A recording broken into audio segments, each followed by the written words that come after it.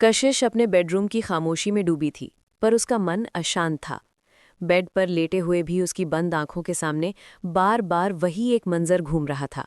Library का वो हादसा, वो गिरती हुई अलमारियां, वो अफरा तफरी, और फिर अचानक सूर्यांश का उसे अपनी बाहों के घेरे में ले लेना। उस पल की याद आते ही कशिश की धड़कनें किसी बेकाबू रफ्तार से दौड़ने लगती। उसने अंधेरे में खुद से ही बुदबुदाते हुए कहा, पता नहीं मेरा दिल इतना जोर से क्यों धड़क रहा है।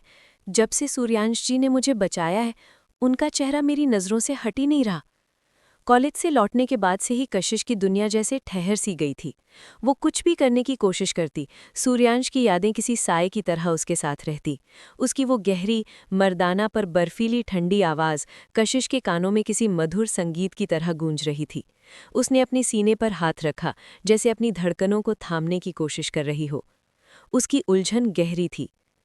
मैं जितना इस इंसान से दूर भागने की कोशिश करती हूँ, तकदीर मुझे उतना ही इसके करीब खींच लाती है। कुछ ना कुछ ऐसा हो ही जाता है कि वो मेरे सामने आ खड़ा होता है और मैं चाहकर भी खुद को रोक नहीं पाती। आखिर क्यों हो रहा है ऐसा? इन्हीं सवालों के भंवर में उलझी कशिश को कब नींद ने अपनी आगोश में ले लिया, उसे पता ही नहीं चला। अगली सुबह जब उसकी आंखें खुलीं तो खिड़की से आती धूप ने वीकेंड का एहसास कराया। कॉलेज की छुट्टी थी, इसलिए वो और उसका भाई कुशाग्र देर से सोकर उठे थे। कशिश फ्रेश होकर जैसे ही गुनगुनाती हुई लिविंग रूम में आई, उसके कदम अचानक जम गए। सामने खड़े इंसान को देखकर उसके माथे पर बल पड़ गए। अब ये यहाँ भी आ गया? क्या कर रहा है ये यहाँ? उसने बहुत ही धीमी आवाज में खुद से कहा, जिसमें हैरानी और थोड़ी झल्लाहट घुली थी। सामने सूर्यांश खड़ा था, जो कुशाग्र के साथ किसी बात पर गंभीर चर्चा कर रहा था। कुशाग्र की नज़र जैसे ही कशिश पर पड़ी, उसने किचन की ओर इशारा करते हुए सहजता से कहा, उठ गई तुम? मैंने नाश्ता किचन में रख दिया है, जाकर खा लो। कशिश ने बिना कुछ बोले बस हामी में सिर हिलाया। उसे महसूस हो रहा था कि सूर्यांश की नज़रें अब उसी पर टिकी हैं। वो जल्दी से किचन में गई और अपना नाश्ता लेकर लिविंग रूम के सोफे पर एक कोने में बैठ गई। वो खुद को सामान्य दिखाने की कोशिश कर रही थी, पर उसका पूरा ध्यान सूर्यांश की मौजूदगी पर था। अचानक सूर्यांश की ठंगी और प्रभावशाली आवाज़ गूंजी, ये तुम्हारी कल की किताब है, जो तुम लाइब्रेरी में छोड़ आई थी। कशिश ने चौंक कर ऊपर देखा। सूर्यांश के हाथ में वही किताब थी जिसे वो कल की घबराहट में वहीं भूल आई थी। सूर्यांश की निगाहें सीधी और चुभने वाली थीं। उसे देखते ही कशिश का गला सूखने लगा। उसने जो निवाला मुंह में लिया था, वो जैसे गले में ही अटक गया। उसने तुरंत पानी का ग्लास उठाया और खुद को संभाला। सूर्यांश ने किताब कॉफ़ी टेबल पर रख दी। कशिश ने एक फीकी सी मुस्कुराहट के साथ कहा, शुक्रिया मेरी बुक वापस लाने के लिए। कुशाग्र ने दोनों की तरफ थोड़ी हैरानी और सवालिया नज़रों से देखा। सूर्यांश ने माहौल की नज़ाकत को भांप लिया और कुशाग्र की ओर मुड़ते हुए सफाई दी, अरे कल कशिश जल्दबाजी में लाइब्रेरी में अपनी किताब भूल गई थी।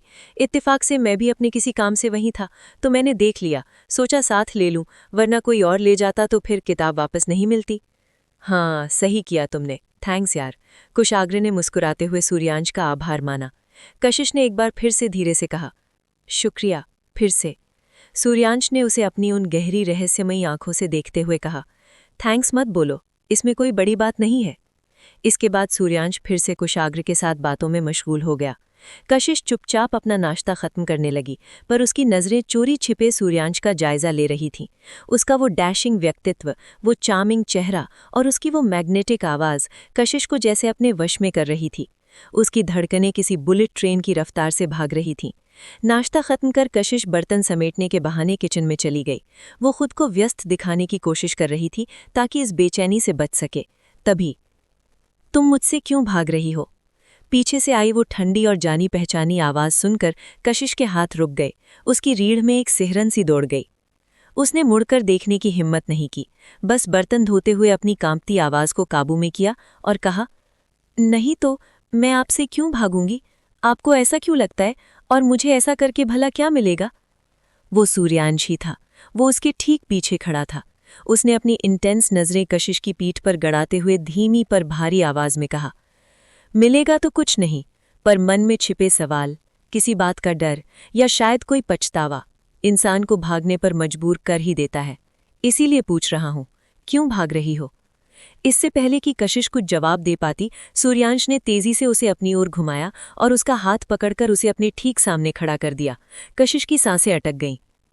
उसने धीरे से अपनी पलकें उठाईं और सूर्यांश की आंखों में झांका।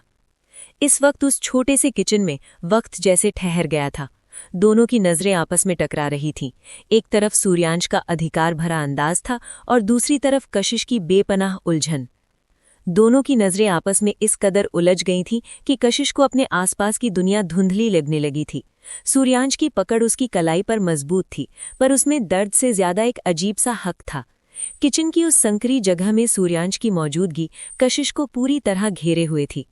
सूर्यांश थोड़ा और झुका। उसकी आवाज अब कशिश के कान के पास किसी ठंडी लहर की तरह महसूस हो रही थी। खामोश क्यों हो? क्या मेरी आंखों में देखने से डर लग रहा है, या अपने ही दिल की आवाज सुनने से? कशिश ने अपनी सूखी हुई जीभ को होठों पर फेरा और लड़खड़ाते हुए शब्दों को समेटने की कोशिश की। आप बहुत अजीब बातें कर रहे हैं सूर्यांश जी। कुशाग्र बाहर ही बैठा है, प्लीज मेरा हाथ छोड़िए। सूर्यांश के चेहरे पर एक रहस्यमयी मुस्कान उभरी। उसने हाथ तो छोड़ दिया, पर वो कशिश से दूर नहीं हटा। उसने अपने दोनों हाथ पीछे स्लैब पर टिका दिए, जिससे कशिश उसके और स्लैब के बीच कैद हो गई। उसने कशिश की आंखों में सीधे झांकते हुए कहा, कुशाग्र मेरा दोस्त है, पर इसका मतलब ये नहीं कि मुझे तुम्हारी आंखों में छिपा हुआ डर और उलझन दिखाई नहीं दे रहा। कल जब लाइब्रेरी में तुम मेरी बाहों में थीं, तब तुम्हारी धड़कनें कुछ और कह रही थीं, और आज तुम्हारी जुबान कुछ और कह रही है। सच क्या है कशिश?